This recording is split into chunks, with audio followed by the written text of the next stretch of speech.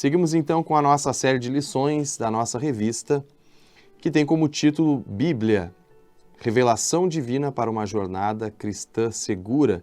Lembrando que essa é uma publicação do nosso Seminário Teológico Batista Gilgal e tem como objetivo conduzir cada um dos alunos e professores até a presença de Deus, valorizando a nossa Escola Bíblica Dominical, que é a nossa maior e melhor escola do mundo. Lição de número 12, a espada do Espírito. Nessa lição, procuramos abordar o texto bíblico exatamente como a espada do Espírito. E temos o nosso texto base, o Salmo 149, versículos de 4 a 7, Efésios 6, 17, Hebreus 4, 12 e 13. E o nosso texto áureo, no Salmo 45, o verso 3, que diz: Cinge a tua espada à coxa, ó valente, com a tua glória e a tua majestade. Eu gostaria de destacar do nosso texto base, embora nós não vamos ler aqui todos os textos, mas sempre é importante lembrar todos os alunos, em especial também os professores, aqueles que ensinam na Escola Bíblica Dominical, têm o dever de ler cada uma das referências que foram colocadas aqui com carinho, com inspiração divina, para abençoar a sua vida. Mas nós vamos do nosso texto base tirar apenas o verso 6 do Salmo 149, que diz: Estejam na sua garganta os altos louvores de Deus e a espada de 2 fios nas suas mãos. Na nossa introdução, nós destacamos, então, a palavra de Deus como a única arma de ataque na batalha espiritual. Lembrando que ela é um instrumento divino que desfaz a falsidade humana, revela completamente seus segredos mais obscuros e é um meio de execução do juízo de Deus sobre toda a impiedade humana. Então, esses aspectos da palavra de Deus devem chamar a nossa atenção. Para todos aqueles que procuram ter a palavra de Deus como alvo em suas vidas, nós temos a certeza de que essa palavra é a espada do Espírito que vai nos conceder sempre a vitória, certo? Só não podemos esquecer, e nós destacamos aqui, Isaías 55, versículo 11, que diz: Assim será a minha palavra que sair da minha boca. Ela não voltará para mim vazia, antes fará o que me apraz e prosperará naquilo para que a enviei. Então não podemos esquecer que a palavra de Deus tem vontade própria. Então essa espada poderosa do Espírito, que é a palavra de Deus, ela precisa ser observada como aquele instrumento que age dentro do propósito divino, certo? O instrumento de ataque, então, no ponto 1 nós destacamos isso, e lembrando que o apóstolo Paulo, ao incentivar aos servos de Deus da igreja de Éfeso a fortalecer-se no poder de Deus e a tomar toda a armadura, o último equipamento, o último instrumento de batalha disponível dentro dessa armadura de Deus é a espada do Espírito, a palavra de Deus. E aí no subponto 1 nós destacamos que é uma arma que exige treinamento do soldado para utilizá-lo. Então a espada do Espírito é colocada por último porque é exatamente quando o soldado ele já está treinado. Depois de aprender a usar a espada, então significava que ele estava pronto para o combate. Caso contrário, então ele não serviria de nenhuma forma ofensiva no exército. Certo? Então, da mesma forma, na nossa vida espiritual, para nós sermos úteis no combate da fé, precisamos tomar a espada do Espírito, que é a palavra de Deus, estarmos aptos para nos movermos e atacarmos segundo o propósito de Deus e para que haja vitória no reino espiritual. Lembramos, então, que temos uma referência muito útil aqui do apóstolo Paulo falando a Timóteo, 2 Timóteo capítulo 2, versículo 15, quando ele diz: Procura apresentar-te a Deus aprovado como obreiro que não tem de que se envergonhar, que maneja bem a palavra da verdade. É exatamente a isso que o apóstolo Paulo se referia quando o soldado tem tanta habilidade com a sua espada, com o seu instrumento de batalha, que ele é capaz de dar o corte certo, específico, exatamente para a situação necessária para utilizar, então, a espada de forma eficiente na batalha. O ponto 2, nós falamos sobre os riscos de não utilizar corretamente a espada do Espírito.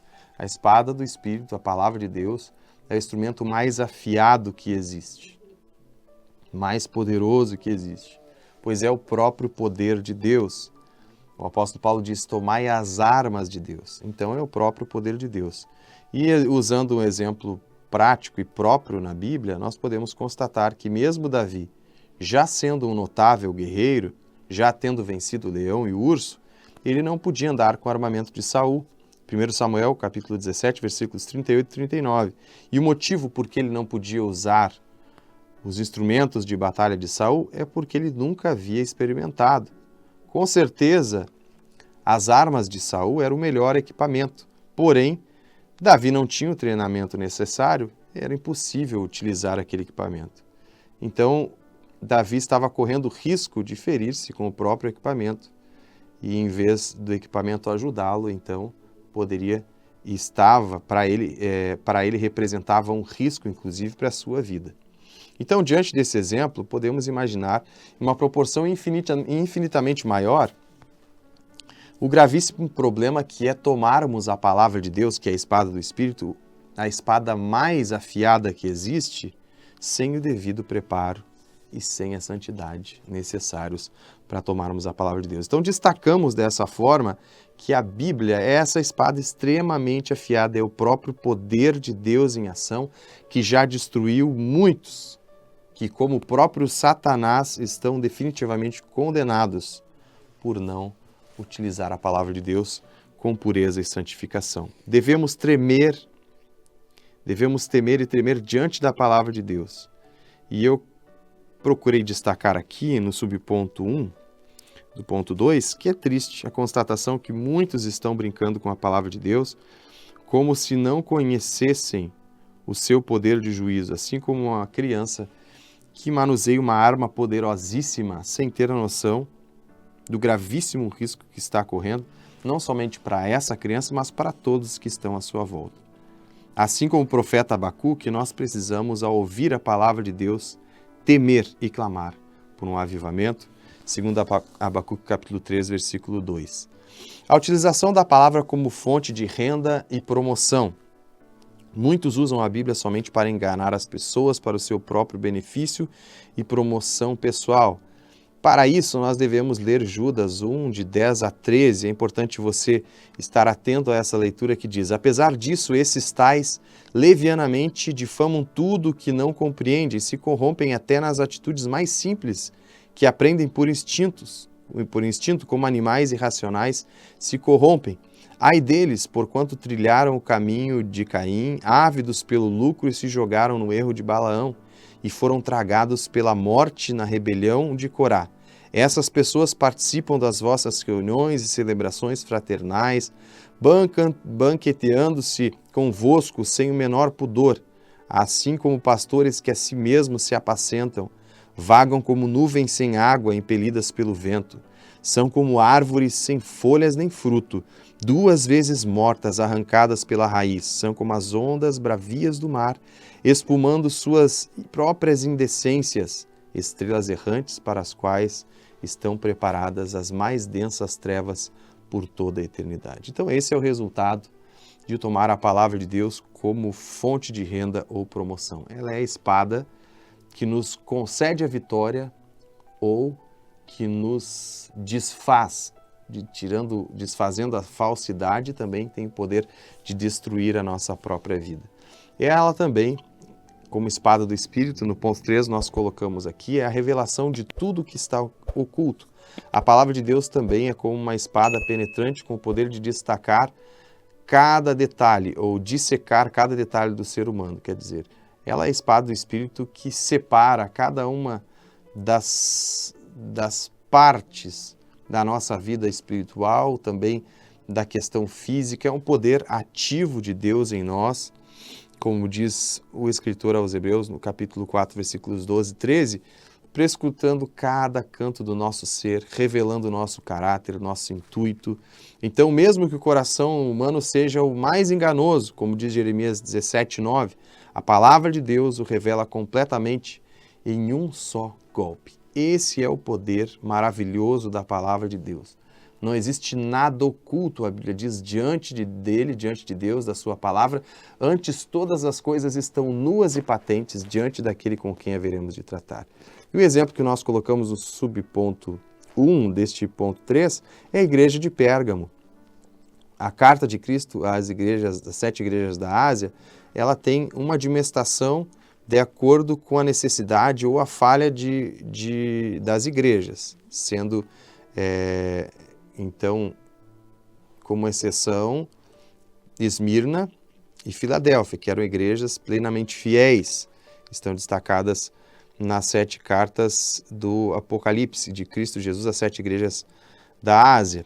Por isso mesmo, então, quando nós falamos da igreja de Pérgamo, que é esse exemplo que usamos, fala de uma igreja que tinha uma mistura sincrética. Uma igreja que seguia a doutrina de Balaão, induzia o povo a se prostituir, a sacrificar aos ídolos, quer dizer, havia um sincretismo, uma mistura que a palavra de Deus, então, sendo mencionada nesse texto, Apocalipse capítulo 2, versículo 12, já apresenta Jesus como aquele que tem a espada de 2 gumes, ou seja, desde a apresentação, diante de uma igreja que estava misturada e sincrética, Jesus se apresenta como aquele que tem a espada de 2 gumes, ou seja, para fazer separação entre o santo e o profano. E Cristo finaliza dizendo que se a igreja não se arrependesse, ele usaria um meio drástico e traumático para aniquilar a idolatria e extinguir a contaminação. Então a espada do Espírito, a espada do Espírito, que é a palavra de Deus, ela tem esse poder também de tirar aquilo que não serve, de tirar o que não presta, de fazer uma separação ainda que traumática, mas a única que pode salvar a igreja do mundo e do pecado. Então foi exatamente dessa maneira que Jesus fala à igreja de Pérgamo, quando no final, em Apocalipse capítulo 2, versículo 16, ele diz assim: arrepende-te, pois quando não, em breve virei a ti e contra eles batalharei com a espada na minha boca. Então, assim como o povo de Israel, em alguns momentos em que o juízo de Deus agiu de forma catastrófica quando o povo queria se unir a outros povos, a outras religiões, a outros deuses, ídolos, enfim, a espada do Espírito, a palavra de Deus já agia separando o seu povo, muitas vezes de forma drástica, mas necessária. Então, por isso, nós devemos ter em mente que a palavra de Deus é a revelação daquilo que está oculto e a separação entre o santo e o profano. E por último, no ponto 4, é a execução do juízo de Deus. A palavra de Deus, ela traz toda a autoridade e poder para a execução desse juízo. É a espada que sai da boca de Deus. Então é importante nós lembrarmos, e aqui procuramos destacar, que tanto no Apocalipse capítulo 19, versículos de 11 a 21, que Jesus vai destruir os ímpios, o anticristo, a besta e o falso profeta com a espada de sua boca. E o próprio apóstolo Paulo confirma a sua grande vitória usando a expressão o sopro ou o espírito da sua boca e a manifestação da sua glória. Dessa forma, ele vai destruir toda a eficácia de Satanás que serão manifestas no anticristo, na besta, no falso profeta, enfim, todos os ímpios que estarão unidos a essa tríade maligna que será destruída pela espada do Espírito, que é a palavra de Deus. A mesma palavra vai aniquilar todo o mal da face da terra. Tudo isso, então, confirma o poder da palavra de Deus, que é essa espada do Espírito, que vai destruir todo o mal. E concluímos quando o salmista descreve no Salmo 34, versículo 5, dizendo: olharam para ele e foram iluminados, e os seus rostos não ficaram confundidos. Vamos buscar a palavra de Deus enquanto é tempo de graça e misericórdia, porque senão essa palavra também se transformará, e ela já é, mas será executada como uma espada que vai executar o juízo de Deus. Quando no Salmo 7, versículos de 11 a 13, o salmista diz: Deus julga o justo e se ira com o ímpio todos os dias. Se o homem não se arrepender, Deus afiará sua espada, já tem armado seu arco e está aparelhado, e já para ele preparou armas mortais e porá em ação as suas setas inflamadas contra os perseguidores. Portanto, a palavra de Deus também é a espada do Espírito, que pode garantir a vitória, mas devemos temer ao tomá-la, porque é o instrumento mais poderoso que existe e que executará definitivamente o juízo de Deus sobre toda a humanidade e vai definir então quem é santo, quem é justo e quem é ímpio, e vai separar os ímpios para a perdição eterna e os justos para a herança eterna com Cristo. Que Deus abençoe a sua vida. Amém.